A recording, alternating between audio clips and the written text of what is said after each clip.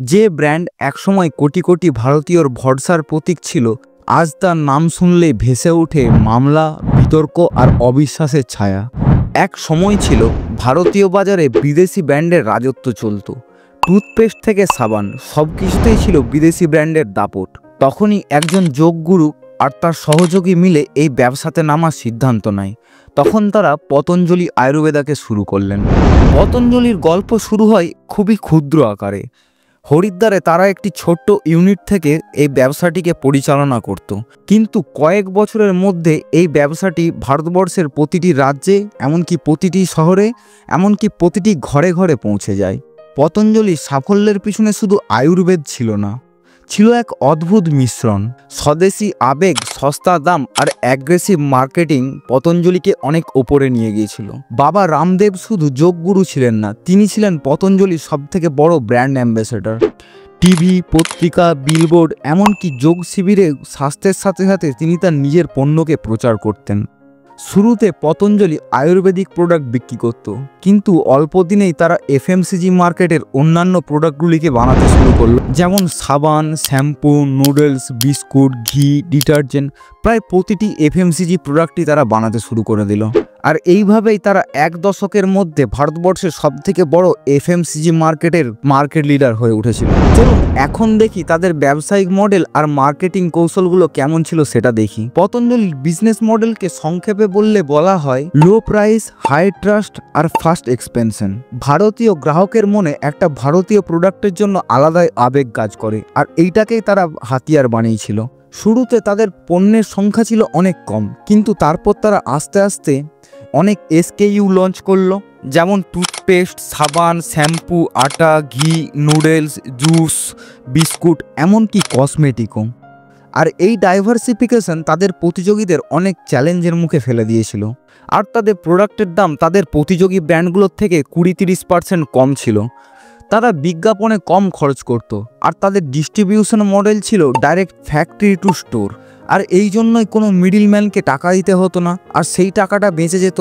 আর সেই জন্যই তারা তাদের গ্রাহককে এত কম দামে প্রোডাক্টগুলিকে বিক্রি করতে পারত। এরপর আসি তাদের মার্কেটিং কৌশলের ওপর। দেখুন, বাবা রামদেবের যোগ শিবিরে প্রত্যেক দিন কোটি কোটি মানুষ আসতো, আর তখনই তিনি তার বক্তব্যের মাঝে তার প্রোডাক্টের কথা বলতেন।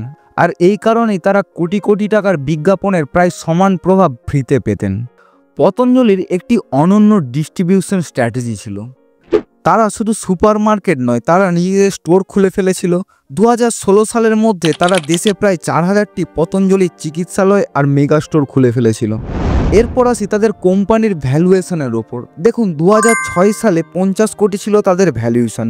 2010 সালে সেটা গিয়ে দাঁড়ায় 450 কোটি, 2015 সালে সেটা গিয়ে দাঁড়ায় 5000 কোটি, আর 2017 সালে 10,561 কোটি হয়ে দাঁড়ায় তাদের কোম্পানিটি।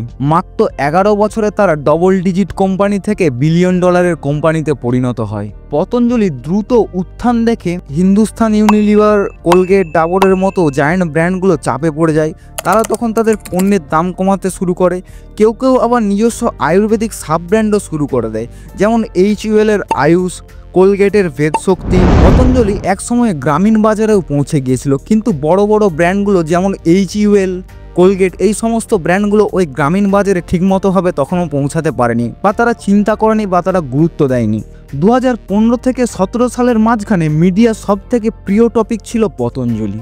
পতঞ্জলির কোনো প্রোডাক্ট লঞ্চ হলে মিডিয়া চ্যানেলগুলো তাদের সংবাদে নিয়ে আসতো, আর এই ফ্রি মিডিয়া কভারেজ পতঞ্জলির ভ্যালুয়েশনকে অনেক উপরে নিয়ে চলে গিয়েছিল। এতক্ষণ তো আমি বললাম তাদের উত্থানের কথা, তাহলে চলুন এইবার শুরু করি পতঞ্জলি কিভাবে পড়ে গেল। 2016 সাল থেকে পতঞ্জলি বেশ কিছু রাজ্যে তাদের প্রোডাক্টের গুণগত মান বজায় রাখতে পারেনি। উদাহরণস্বরূপ, পতঞ্জলির আটা নুডল FSSAI এর অনুমোদন ছাড়াই বাজারজাত করার অভিযোগ ওঠে। এছাড়াও বাবা রামদেবেরও কিছু ভুল ছিল। তিনি করোনার সময় বলেন যে তাদের যদি করোনিল ব্যবহার করা হয় তাহলে করোনা থেকে মুক্তি পাওয়া যাবে, আর এটি বৈজ্ঞানিক মহলে বেশ সমালোচিত হয়। অনেকে বলেন এই ধরনের দাবি প্রমাণ ছাড়া জনস্বাস্থ্যকে ঝুঁকিতে ফেলতে পারে। কিছু কিছু রিপোর্টও রয়েছে পতঞ্জলির বিরুদ্ধে, যেমন পতঞ্জলির কারখানায় শ্রমিকদের অসন্তোষ দেখা গিয়েছে, আর তাদের বেতন সংক্রান্ত অভিযোগ উঠে আসে। আর ঠিক এই সময় FMCG জগতে জায়ান্টগুলো পাল্টা আক্রমণ চালায়। তারা নতুন নতুন আয়ুর্বেদিক পণ্য লঞ্চ করতে শুরু করে, যার ফলে কাস্টমাররা অনেক আয়ুর্বেদিক প্রোডাক্টের অপশন পায়। আর এই বাড়তে থাকা প্রতিযোগিতায় তাদেরকে সংকটের মুখে ফেলে দেয়। আস্তে আস্তে তারা মার্কেট শেয়ার হারিয়ে ফেলে এবং ভারতীয় বাজারে তাদের পণ্যের ব্যবহার অনেক কমে যায়। তবে এখন তারা হাত গুটিয়ে বসে নেয়, তারা নতুনভাবে পরিচালনা করছে যে কিভাবে ব্র্যান্ডটাকে আবার ফিরিয়ে আনা যায়। এই সময়ে তাদের প্রধান ফোকাস হলো ব্র্যান্ড রেপুটেশনকে ফিরিয়ে আনা, আধুনিক রিটেলিং প্ল্যাটফর্মগুলোতে তাদের উপস্থিতি বৃদ্ধি করা, আর পণ্যের বৈচিত্র্যকরণ করা, আর রাজনৈতিক আর সামাজিক প্রভাবকে কাজে লাগানো। আর এইভাবেই তারা ফিরে আসতে চাইছে এখন। পতঞ্জলির যাত্রাপথের এই উত্থান পতনের গল্প আমাদেরকে অনেক কিছু শেখায়। এখান থেকে ব্র্যান্ড ম্যানেজার, উদ্যোগপতিরা অনেক শিক্ষা নিতে পারেন। যেমন একটি ব্র্যান্ডের আসল লড়াই শুরু হয় তার প্রথম সাফল্যের পর। প্রথমে উত্থান হয়, তারপর পতন হয়, তারপর আবার ফিরে আসার চেষ্টা চালানো হয়। আর এই পুরো প্রক্রিয়াটার মধ্যে বোঝা যায় যে কৌশল, মান আর গ্রাহকের আস্থার গুরুত্ব। ভারতের এফএমসিজি মার্কেটে এমন ঘটনা আবারও ঘটতে পারে, কিন্তু এখান থেকে যারা শিক্ষা নেবে তারাই দীর্ঘদিন টিকে থাকবে। ধন্যবাদ বন্ধুরা ভিডিওটি দেখার জন্য। দেখা হবে পরের সোমবার বিকেল 4টের সময় এমনই একটি ইনফরমেটিভ ভিডিও নিয়ে। ভিডিওটি ভালো লেগে থাকলে একটি লাইক করুন, শেয়ার করুন বন্ধুদের সাথে এবং তাদেরকে জানিয়ে দিন কিভাবে একটি ব্র্যান্ডকে বাঁচাতে হবে। আর কমেন্ট করে জানান আজকের গল্পটি আপনাকে কেমন লাগলো। জয় হিন্দ, বন্দে মাতরম বন্ধুরা।